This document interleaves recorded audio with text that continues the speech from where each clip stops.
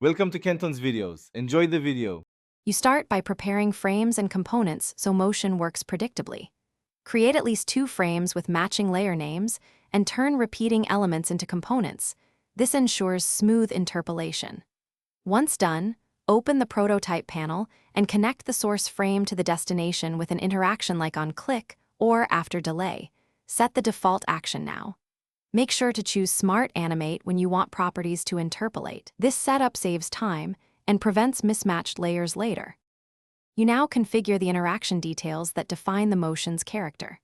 Select the trigger that fits the flow, after delay for auto sequences, on drag for panels, or while hover for micro interactions. Then pick Smart Animate when properties like position, opacity, or size should interpolate, otherwise choose Move In or Instant. Adjust easing and duration. 300 ms gives snappy motion, 600 ms feels relaxed, then add a small delay if needed. These choices shape perceived weight and You finish by previewing and sharing, then fixing any issues you find. Enter present mode and test the motion at the device size you intend. Replay transitions to confirm timing. Once satisfied, record or share the prototype link for feedback.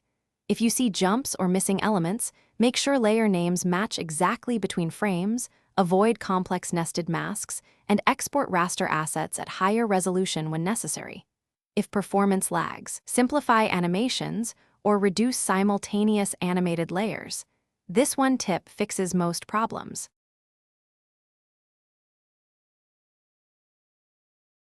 Thanks for watching. Consider subscribing if we helped you.